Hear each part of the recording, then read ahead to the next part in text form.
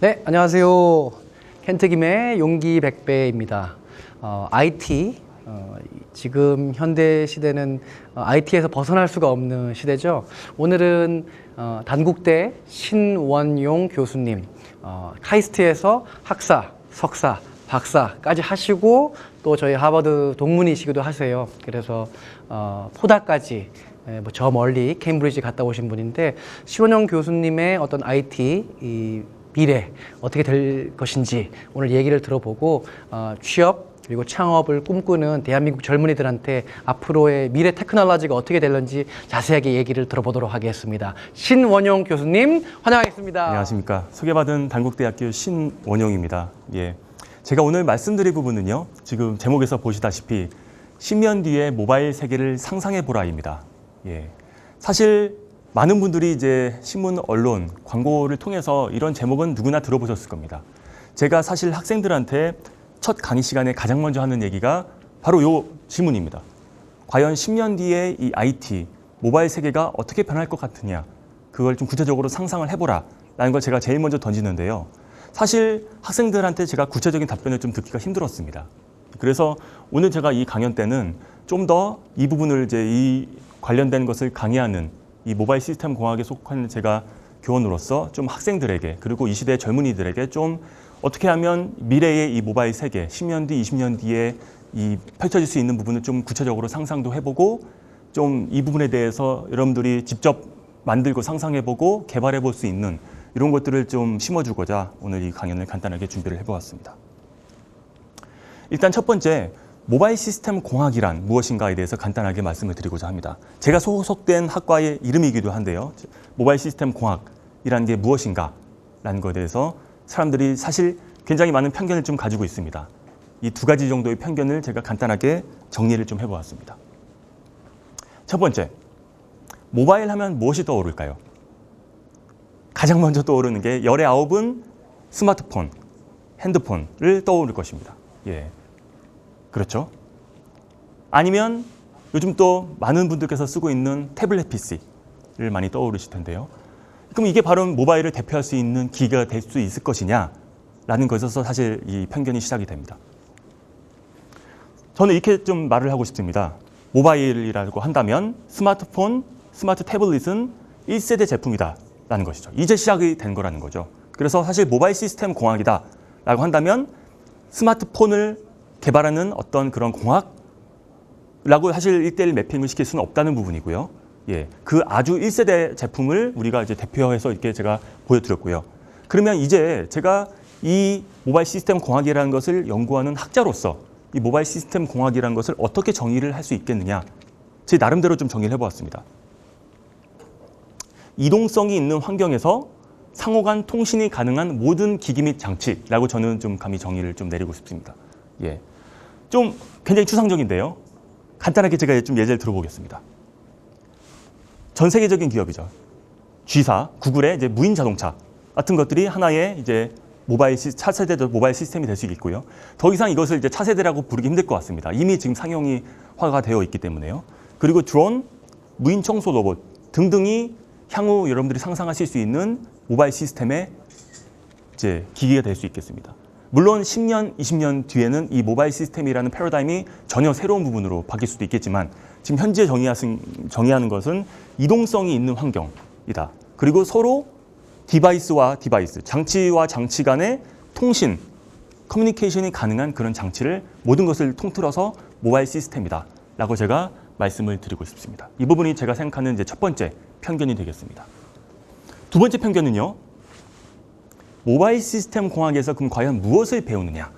제가 역시 많은 일반인들에게, 비공학자들에게 이 질문을 던져봤습니다. 한 열에 7, 8분 정도는 이렇게 답변을 하시는 것 같아요. 핸드폰을 만드는 기술을 배우는 곳이다. 내지는 또 많은 분들은 모바일 애플리케이션을 개발하는 곳이 아닐까라고 한 열에 7, 8분들은 답변을 하시는 것 같습니다. 예, 역시 그 부분도 제가 편견이라고 좀 말씀을 드리고 싶고요.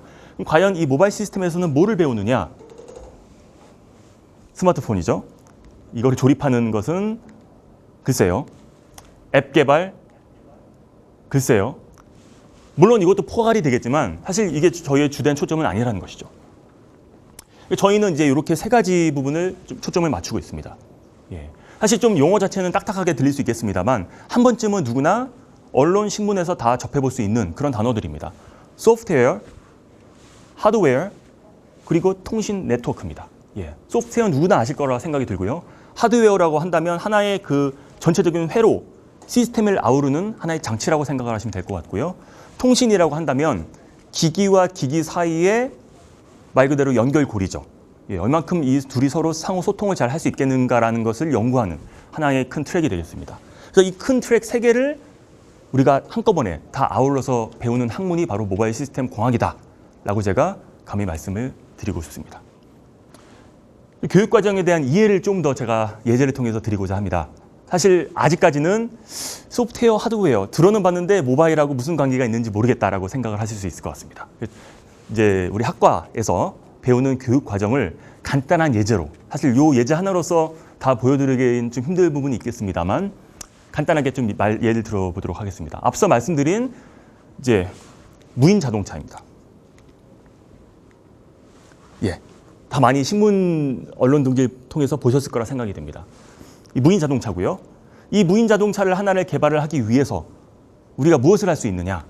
첫 번째, 하드웨어라는 기반에서는요. 예를 들어서 이 바퀴 휠 윗부분에 위치 센서가 달려 있습니다.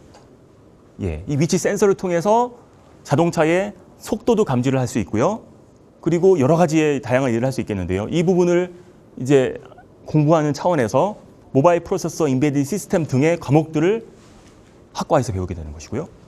두 번째, 소프트웨어입니다. 보시면 이 중앙의 장치에 사실 사람으로 따지면 하나의 두뇌가 들어가 있습니다. 예, 주행 컴퓨터겠죠. 이 주행 컴퓨터라고 한다면 이 안에 운영체제, 모바일 프로그래밍 등이 들어가 있고요. 여기서 말씀드릴 수 있는 운영체제는 누구나 지금 다 알고 있는 안드로이드를 이제 기본으로 한 그런 운영체제가 될 수 있겠습니다. 마지막으로 통신 및 네트워크입니다. 이 위에 있는 이 뾰족한 부분이 더듬이처럼 생긴 부분이 이제 레이더입니다. 예, 이 부분을 통해서 서로 무인 자동차끼리 통신을 할 수 있고요. 내가 상대방과 얼만큼 떨어져 있는지, 상대방이 얼만큼 다가오고 있고 무슨 생각을 하고 있는지까지도 읽을 수 있고요. 그리고 G사의 서버를 통해서 데이터를 주고받는 등의 여러 가지 행동을 하게 되겠습니다. 이런 것들을 배우기 위해서 통신 네트워크, 멀티미디어 신호 처리 등등의 과목을 역시 학과에서는 이제 강의를 하고 있습니다. 예, 그렇습니다. 그래서 이제 이 부분이 제 첫 번째 말씀드리는 부분인데요. 과연 모바일 시스템이란 무엇인가에 대해서 제가 간단하게 설명을 드렸고요. 그러면 실제 여러분들이 이제 모바일 시스템인 공학이라는 것을 이제 어느 정도 약간은 이해를 하셨을 거라 생각이 드니까 그 다음에는 제가 이 학과에서 제 연구실에서 무슨 연구를 수행하고 있는지 이게 과연 모바일 시스템을 얼마큼 변화시킬 수 있을 것인지에 대해서 간단하게 언급을 해드리도록 하겠습니다. 저는 크게 두 가지 부분을 준비했습니다. 제가 이제 박사 학위에서부터 쭉 현재까지 근 15년 이상 좀 제가 연구를 했었던 분야인데요. 첫 번째는 무선 통신 및 네트워크라는 분야입니다. 지금 여기 강의 슬라이드에서도 보시고 있다시피 통신 네트워크라는 게 제가 연구했었던 가장 큰 주축이 되겠고요. 이 이후에 또 말씀을 드리겠습니다만 두 번째 연구 토픽으로 제가 최근에 좀 관심을 가지고 연구를 했었던 분야가 빅데이터입니다. 좀 더 자세히 말씀드리면 빅 소셜 데이터입니다. 소셜 미디어, 흔히 여러분들 알고 계시는 SNS라는 것을 통해서 빅데이터를 수집하고 그 수집한 데이터를 통해서 인간의 행동 분석이라든지 패턴 분석들을 통해서 향후 인간과 기계와의 어떤 상호작용을 할 수 있고 이 부분이 이제 사람을 이해하는 데 얼만큼 큰 도움을 줄 수 있을 것인가에 대한 것을 제가 연구를 수행을 하고 있습니다. 첫 번째 일단 통신 네트워크에 대해서 간단하게 설명을 드리도록 하겠습니다. 통신의 로드맵입니다. 예, 제가 만든 자료는 아니고요. 모 대학 교수님께서 이제 만든 자료를 제가 하나에 가지고 왔습니다. 보시면 사실 좀 이 통신 로드맵이라는 것을 처음 접하신 분들은 지금 이거를 해석하시기 좀 힘드실 거라 생각이 듭니다. 하지만 굉장히 단순합니다. 예, 어떻게 읽어드릴 수 있냐? 제일 먼저 보시면 여기에 연도가 있을 것입니다. 이 연도가 이 말 그대로 연도이겠죠. 지금 저희는 대략 여기 정도의 위치를 해 있다라고 생각을 하시면 될 것 같습니다. 통신의 이제 발전사입니다. 그래서 여기 G라는 것은 generation인데요. 예, 그래서 first G, 1G라고 한다면 이제 1세대 통신이 되겠고요. 1995년도에 나온 이제 기술이 되겠죠. 그 다음에 죄송합니다. 85년도가 되겠고요. 그 다음에 95년도에 2G, 2000년도 초반에 3G, 그 다음에 3G Enhanced, 그 다음에 현재 2015년, 16년 우리가 지금 4G라는 통신의 표준을 따라서 우리가 지금 진행을 하고 있습니다. 예. 그래서 여러분들이 쓰시고 있는 모든 스마트폰, 태블릿, 와이파이 기반의 모든 장치들 이런 것들이 다 이 LTE 표준을 지금 따르고 있다라고 생각을 하시면 될 것 같습니다. 예. 그러면 우리가 이게 계속 진화를 해 나가면서 어떤 변화가 있을 수 있겠느냐라고 한다면 가장 큰 것은 데이터 전송률이 되겠습니다. 과거에 한 20년 전으로 돌아가 보겠습니다. 1995년도에 여러분들이 핸드폰을 쓰셨을 때 무슨 핸드폰이 어떤 용도였었죠? 핸드폰은 단순히 사람과 사람 사이에 음성으로 데이터를 주고받는 수단 이상 이하도 아니었던 것 같습니다. 예. 핸드폰 자체도 굉장히 귀했을 시절이었고요. 그런데 사실 20년이 지나면서 누구도 지금의 스마트폰, 이런 타입의 폰을 쓸 거라고는 아무도 상상을 못했을 겁니다. 불과 10년 전만 해도요. 예. 그래서 10년 전만 해도 사실 영화를 한 편 다운로드 받는 데 있어서 굉장한 금액도 금액이었지만 시간을 많이 소요를 했는데요. 현재 이 LTE Advanced라는 이 표준 하에서 우리가 데이터를 이 망을 통해서 데이터 전송률을 좀 따라서 영화 한 편을 다운받기 위해서는 불과 1분 내 수십 초면 충분히 수기가 단위의 데이터를 다운받을 수 있습니다. 예, 그래서 이게 현재 우리가 살고 있는 세계가 되었고요. 5년 뒤를 상상해 보겠습니다. 5년 뒤에는 5G라는 통신이 표준으로 나오게 됩니다. 현재 학계에서는 이미 5G에 대한 통신의 패러다임 및 모든 구체적인 기술에 대한 연구가 거의 다 끝난 상황입니다. 예. 그래서 5년 뒤면 국내외에 내놓으라 하는 이제 기업체들에서 열심히 5G를 상용화하기 위한 기술들을 내놓을 것으로 생각이 됩니다. 예. 그럼 4G와 5G의 대표적인 차이가 뭐가 있겠느냐? 현재까지는 데이터 용량을 얼마큼 많이 늘리느냐에 많은 초점을 맞춰왔습니다. 예. 영화 한 편을 다운받는데 4G에서 30초가 걸렸다면 5G에서는 불과 10초도 걸리지 않을 것입니다. 예. 훨씬 더 싼 금액으로 훨씬 더 빠르게 영화 한 편을 다운로드 받을 수 있는 것이죠. 하지만 이제 사용자의 편의성, 인터페이스 이런 것들이 점점 더 요구가 되면서 과연 데이터를 빨리 받는 것만 능사인가라는 생각을 사실 연구자들이 하게 되었고요. 그래서 이 5G에서는 그 외에 기타 다양한 것들, 뭐 실제 촉감 통신 같은 경우에서는 지연이죠. 여러분들이 이제 스마트폰을 쓰실 때 터치 기반의 여러 가지 인터페이스를 접하게 되실 텐데요. 얼마큼 자연스럽게 사용자한테 불편을 느끼지 않게끔 이런 것들을 이제 사용할 수 있겠느냐라는 여러 가지 기법들이 이 5G의 탑재가 되게 됩니다. 그래서 이제 이런 것들이 실제 2020년 언저리에는 여러분들이 누구나 접할 수 있는 그런 통신의 표준이 될 수 있겠다라고 말씀을 좀 드리고 싶고요. 그러면 사실 제가 아까 말씀드렸다시피 학교에서는 선행 기술을 연구하는 이제 기관이기 때문에 이미 여기에 대한 기술 개발은 다 끝났습니다. 저는 5년 뒤에 무슨 일이 일어날지 사실 다 이미 알고 있습니다. 예. 물론 상용화가 되고 한다면 약간 기술적인, 구현적인 문제가 있을 수는 있겠습니다만 사실 큰 틀에서의 패러다임은 어떻게 변화할 것이고 어떻게 사용자들한테 다가갈 것인지는 사실 저는 이미 알고 있습니다. 그러면 좀 더 먼 미래를 제가 좀 내다보도록 하겠습니다. 10년 뒤에는 과연 통신의 모습이 어떤 식으로 변화할 것인지에 대해서 각자 좀 생각을 해보시면 좋겠다라는 거죠. 예. 그래서 좀 더 롱텀 로드맵을 제가 가져와 봤습니다. 예. 그래서 한국전자통신연구원이라는 이제 국제연구소에서 만든 지도 꽤 됐습니다. 사실 2000년 중후반 정도에 이러한 통신 로드맵을 만들었던 걸로 제가 알고 있는데 그것을 좀 가져와 봤습니다. 예. 그래서 우리는 현재 여기에 살고 있고요. 예. 그래서 2010년은 지금 우리 4G 시스템이고요. 이 4G 시스템이라는 것은 무엇이냐? 여러분들이 사물 인터넷 시대라고도 이제 대표를 합니다. 사물 인터넷이라고 한다면 인터넷 오브 띵스라고 해서 IoT라고 하죠. 예, 그래서 우리는 IoT 시대에 살고 있다라는 얘기를 많이 하실 텐데요. 그 얘기는 무엇이냐?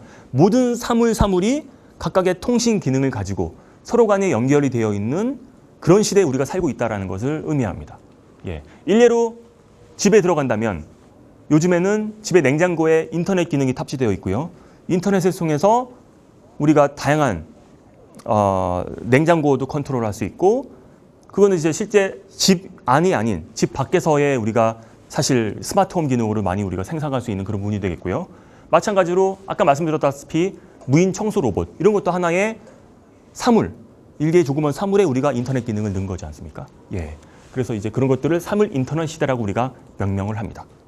예. 그러면 10년 뒤를 제가 한번 보겠습니다. 5G, 6G 사이라고 생각을 하실 수 있을 것인데요. 그럼 그때는 과연 어떤 일이 일어날 것인가? 사실 저희도 지금 현재 이걸 연구하고 있는 단계이기 때문에 정확히 2025년에는 어떠한 통신 패러다임이 나타날 것이다 라고 정확하게 구체화를 시키지 못하고 있는 상황입니다. 다만 지금 현재의 기술력, 지금 현재의 소비자의 어떤 행태, 분석 이런 걸 통해서 대략적으로 이런 기술들이 많이 사람들한테 다가가지 않을까라고 예측만 하고 있을 뿐이죠. 예. 한 가지 확실한 거는 모든 사물이 연결되어 있는 이 IoT에서 좀 더 1단계 진보된 그런 것을 상상할 수 있겠는데요. 그래서 요즘에는 이 사물 인터넷 시대를 사물 만물 인터넷 시대라고 명명을 합니다. 그래서 Internet of Everything이라고 해서 IOE라는 명칭을 또 요즘에 많이 얘기를 하고 있는 상황이고요. 예. 그러면 과연 IOE와 IoT 사이에서 무슨 차이점이 있는가? 사람, 사물, 공간의 초연결을 시킬 수 있다는 것이죠. 예전에는 누구나 상상할 수 있었던 그런 디바이스의 인터넷 기능을 부과했다면 지금은 과연 이러한 기능, 이러한 장치에도 인터넷 기능이 필요할까라는 모든 아주 사소한 장치 하나에도 통신 인터넷 장치가 탑재되어 있어서 실제 모든 말 그대로 에브리띵이 되겠죠. 예, 전 세계, 전 우주를 아우르는 모든 부분이 사실 인터넷으로 서로 통신을 하고 사람과 기계와 공간과 이 모든 것이 연결되어 있는 초연결 사회, 예, 하이퍼 커넥션 월드가 현실화될 것이다라는 거죠. 뭔가 제가 지금 공상 만화, 우주 무슨 이런 SF 영화에 있는 얘기를 하는 것 같습니다. 하지만 이거는 이제 여러분들이 10년 뒤에 예, 접하게 될 그런 통신의 모습이 되겠고요. 그러면 2040년에 되면 여러분들이 어떠한 통신 패러다임을 생각할 수 있겠느냐? 사실 여기 대해서는 저도 아직 생각을 해본 적이 없습니다만 이제 한국전자통신연구소 ETRI에서는 이것을 이렇게 명명을 하고 있습니다. 만물 초지능 인터넷 사회다라고 해서 계속 뭔가 엑스트라, 울트라, 슈퍼 이런 단어가 앞에 붙습니다. 예. 그래서 이제 스마트폰이라는 것도 점점 사용자의 니드에 따라서 크기가 줄어들 것이고요. 예. 그리고 이제 인터넷이 들어갈 수 있는 장치들은 점점 크기가 작아질 것입니다. 예. 그래서 모든 것들이 하나의 올 IP, 하나로 연결되어 있는 그런 세계를 여러분들이 꿈꿀 수 있게 되는 것이죠. 예. 그래서 이제 이런 것들이 30년 뒤에 상상할 수 있는 여러분들의 통신의 모습이 될 수 있겠다라는 것입니다. 그러면 제가 지금 현재 무선통신 네트워크를 연구하고 있다고 말씀을 드렸는데요. 현재까지 제가 보여드린 것들이 향후 차세대 통신의 모습, 패러다임이라고 제가 감히 말씀을 드릴 수 있습니다. 그럼 과연 여기서 제가 어떤 연구를 했느냐라는 것을 그냥 한 페이지로 간략하게 요약해서 말씀을 드리도록 하겠습니다. 저는 이제 이쪽 연구를 한 지는 한 15년 정도 되었습니다만 거대 스케일 무선 네트워크에서의 정보 이론적 한계치 분석이다라는 다소 굉장히 딱딱한 예, 그런 연구를 좀 진행을 했습니다. 예. 그럼 그림을 제가 다시 한번 좀 보여드리겠습니다. 앞서 좀 보여드린 그림을 다시 표현을 한 것인데요. 예. 보시면 모든 사물, 기계 등등 비행기도 보입니다. 심지어 여기 전기 드릴도 보입니다. 예, 전화기 예전 모습도 보이고요. 모든 것들이 하나로 다 연결이 되어 있습니다. 예, 모든 것들이 다 생명체가 있고요. 모든 것들이 사고를 할 수 있는 장치입니다.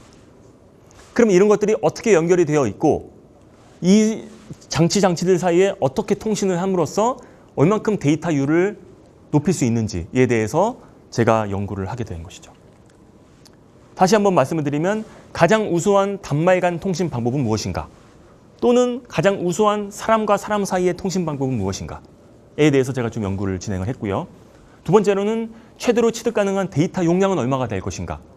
그렇죠? 이렇게 모든 장치와 사람과 기기들이 연결되어 있는 이 네트워크 상에서 얼만큼 빠른 속도로 데이터를 주고받을 수 있겠는가라는 거죠. 그리고 내가 여기 있는 믹서기한테 데이터를 전송을 하기 위해서 얼마만큼의 지연, 딜레이가 요구되겠는가. 예. 딜레이는 당연히 작으면 작을수록 좋은 거겠죠. 예. 이런 것들에 대해서 제가 현재 연구를 진행을 해왔고요. 여기 대해서 다소 딱딱하지만 좀 실생활에 도움이 될 만한 그 차기 한 10년 뒤에는 상용화될 수 있을 것이라 제가 좀 상상을 하고 있는 그런 기술들을 지금까지 연구를 해왔습니다. 두 번째로는 제가 서두에 잠깐 말씀드린 적이 있지만 좀 주제를 바꿔서요. 빅데이터라는 주제를 제가 간단하게 소개를 드리려고 합니다. 예. 사실 앞서 말씀드린 무선 통신 네트워크라는 주제와 빅데이터 분석이라는 주제는 사실 저희 이제 학자들 입장에서는 굉장히 다른 영역으로 좀 취급되면서 서로 연구를 해왔던 그런 영역입니다. 하지만 저 이제 인간에 대한 이해를 좀 많이 곰곰이 생각을 하다 보면서 과연 이 데이터라는 것을 우리가 가지고 있고 이것을 잘 분석만 할 수 있으면 향후 이것이 인간의 발전에 도움이 되도록 할 수 있지 않을까라는 그 어떤 생각에서 좀 착안을 한 것이죠. 그래서 2년 전부터 제가 이 빅데이터보다 정확하게 말씀드리면 소셜 미디어 상에서 우리가 수집할 수 있는 그런 빅데이터를 가지고 인간에 대한 생각을 좀 이해를 해보자라는 그런 연구를 간단하게 수행을 해보았습니다. 매년 웹사이트에서 소셜미디어 랜드스케이프라는 것을 보여드립니다. 예. 아마 많은 버전의 이런 맵들을 보셨을 겁니다. 하지만 지금 제가 보여드리는 이 맵이 매년 실제 요 프레드 카바자라는 이 웹사이트에서 발표하는 이제 공신력 있는 하나의 랜드스케이프라고 말씀을 드릴 수 있을 것 같고요. 가장 최근에 2015년, 2016년은 아쉽게도 제가 찾지 못했습니다만 2015년도에 나온 요 맵이 지금 제가 보여드리고 있는 맵이 되겠습니다. 매년 왜냐? 사실 이 소셜미디어라는 것은 이 굴곡이 굉장히 심하거든요. 갑자기 이머징 했다가 갑자기 사라지는 이런 형태의 이제 여러 가지 소셜미디어들이 많기 때문에 현재 물론 1년 전이긴 합니다만 가장 인기 있는 것 중심으로 점점 이제 외곽으로 이렇게 이 맵을 나타냈다 보시면 됩니다. 예. 한국에서 많이 사용하고 있는 메신저 앱도 여기에 여러분들이 보실 수 있을 것 같고요. 예. 그럼 여기에서 제가 이 많은 것들을 다 연구를 하느냐? 절대 그건 아닐 것입니다. 제가 여기에서 관심을 가지고 있는 앱은 바로 이것입니다. 뭔지 아십니까? 새 모양이 여기서 날아가고 있는데요.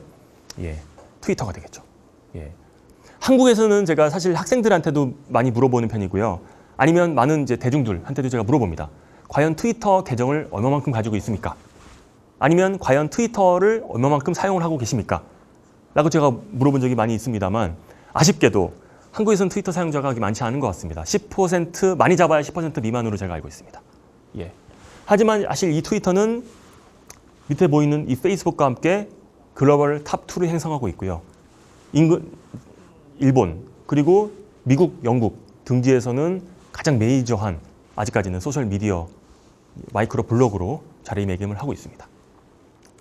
두 번째, 여기에 이 F 마커가 되어 있는 이 표시입니다. 혹시 이 표시에 대해서 혹시 알고 계신 분 계십니까?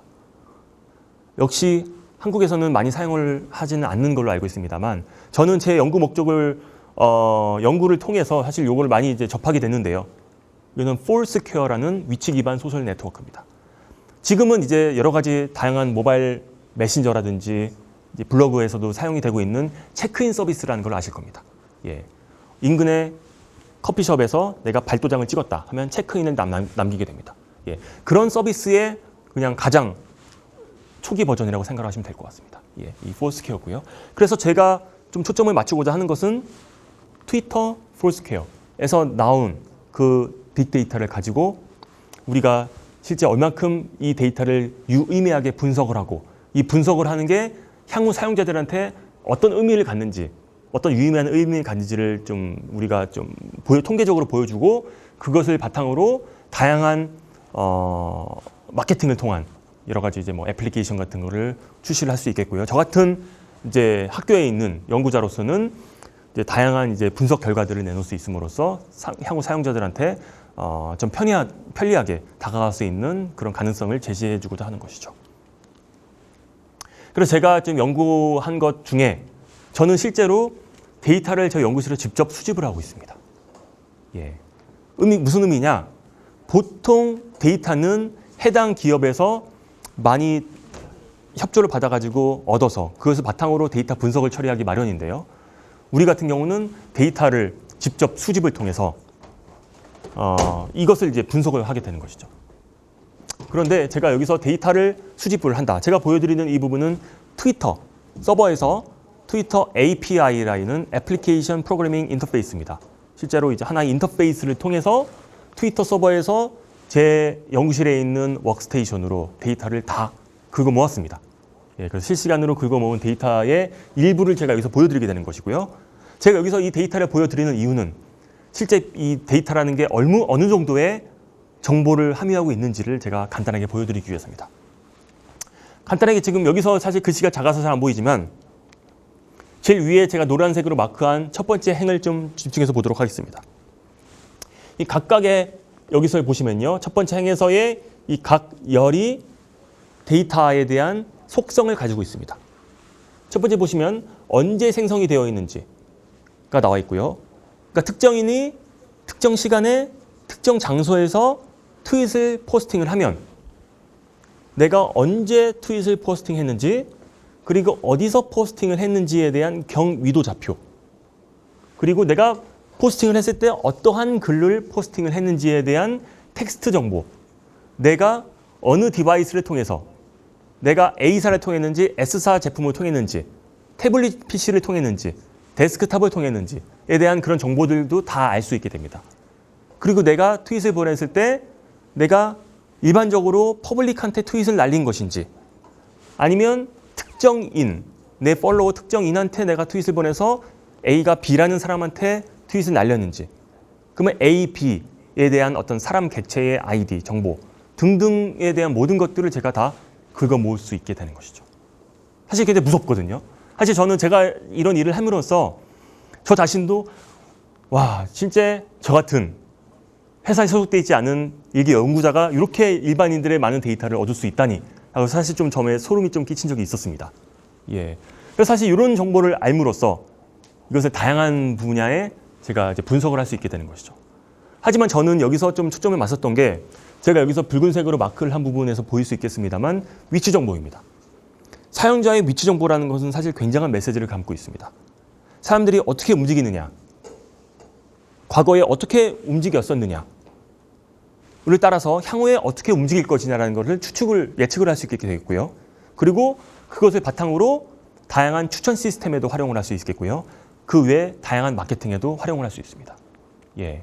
국내 누구나 사용하고 있는 지금 메신저 서비스에서도 이 공간 정보를 얻기 위해서 뭐뭐뭐 택시라는 것을 지금 출시해서 전 국민들한테 아주 전폭적인 사랑을 받고 있죠. 예. 그 이유가 바로 무엇이냐? 바로 이 공간 데이터를 얻기 위해서입니다. 여러분들이 택시를 탔을 때 목적지까지의 모든 그 좌표값이 다 서버에 고스란히 저장이 되어 있거든요.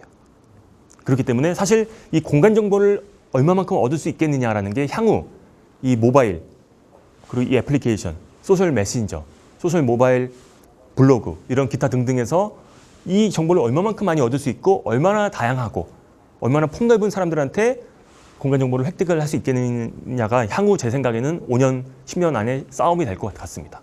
예. 그래서 저는 사실 그것도 제 나름대로 방식으로 이걸 읽어보고자 하는 것이고요. 그러면 제가 이 정보를 가지고 무슨 일을 했느냐? 여러 가지 다양한 일을 하고 있습니다만 그중에서 간단하게 좀 여러분들에게 소개를 시켜드릴 만한 하나의 연구 결과물을 소개를 해드리려고 합니다. 관심 지점이라고 제가 말씀을 드렸는데요. 이 관심 지점에 대해서 얼마큼 많이 알고 계십니까? 관심 지점의 사전적인 정의를 먼저 말씀을 드리겠습니다. Point of Interest라는 영어에서 시작을 합니다. 약자로 POI라고 하고요. 예, 제가 위키피디아 검색을 해봤습니다. 이렇게 얘기를 합니다. 누군가가 유용하거나 흥미롭게 느끼는 특정 지점을 얘기합니다.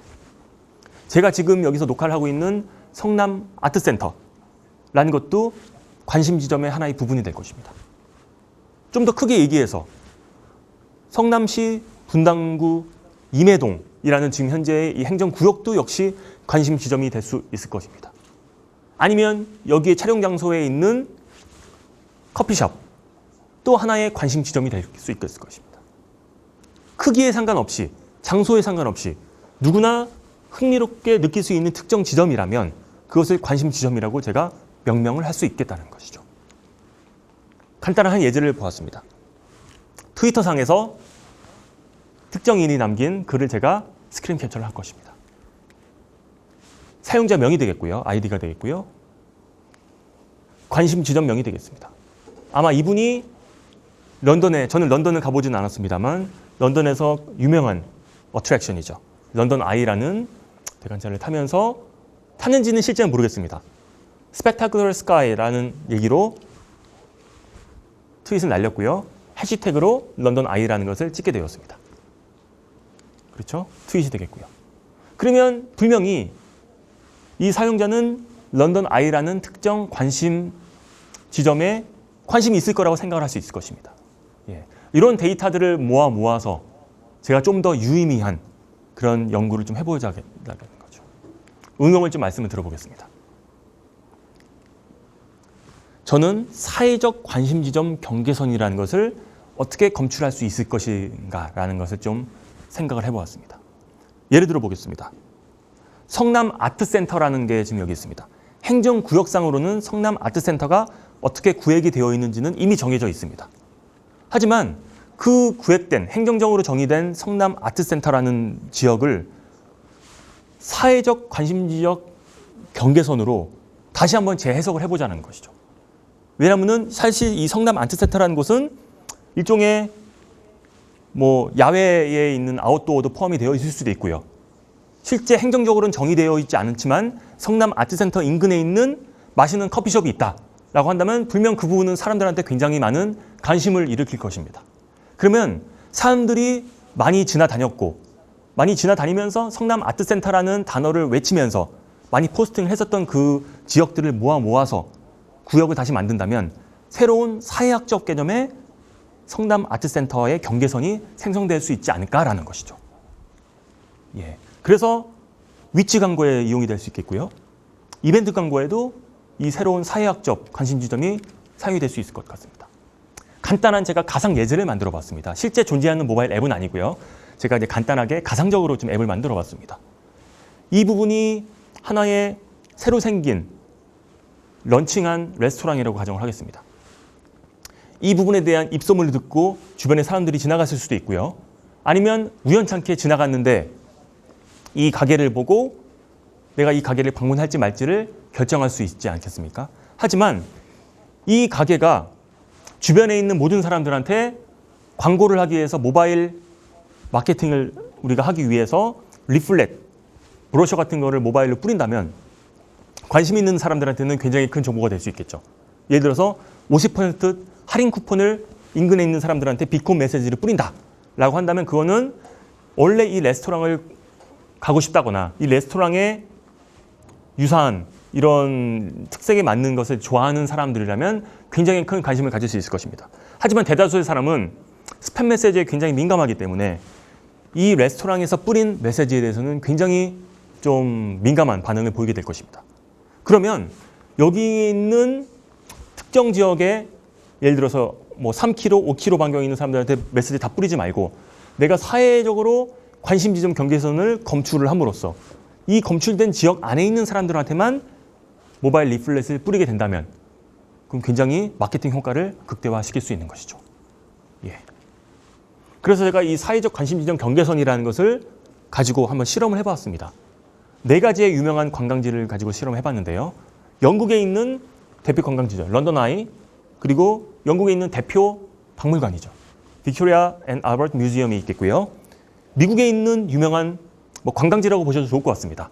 예, LA 다저스 구장이 되겠고요. 또 하나는 로스앤젤레스 국제공항에서 사람들이 나인 우리가 트윗 정보를 모아서 이렇게 사회적 관심 지점 경계선을 검출을 해보았습니다. 보시면 아시겠습니다만 런던 아이 같은 경우는 아까 말씀드린 이 대관차가 여기에 지금 위치해 있습니다.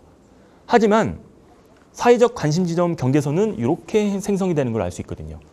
예. 왜냐? 사실 여기는 제가 가보진 않았습니다만 수상 레스토랑이 있는 걸로 알고 있습니다.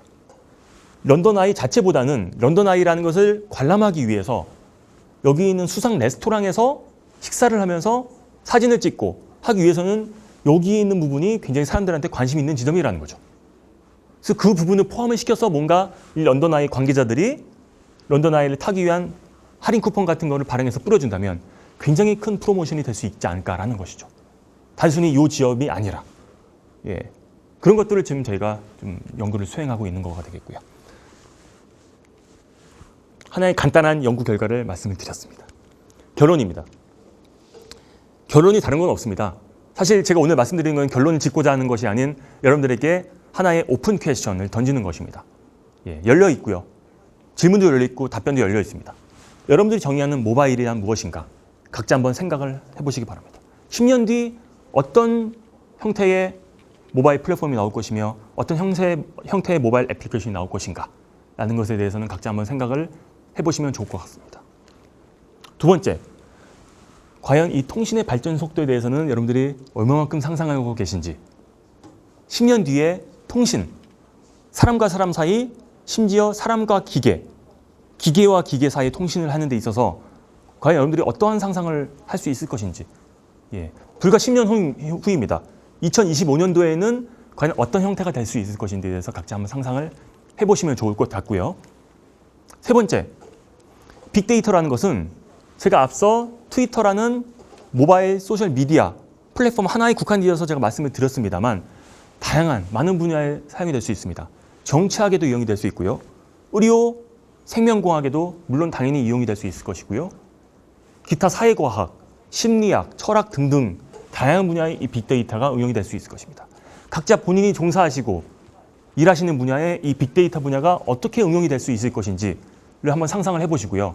이게 과연 또 10년 뒤에 이 데이터가 본인의 연구하는 그리고 일하고 공부하는 분야에서 어떠한 방향을 일으킬 수 있을 것인지에 대해서는 한번 곰곰이 생각을 해보시면 좋을 것 같습니다. 이상으로 저의 강연을 마치도록 하겠습니다. 감사합니다.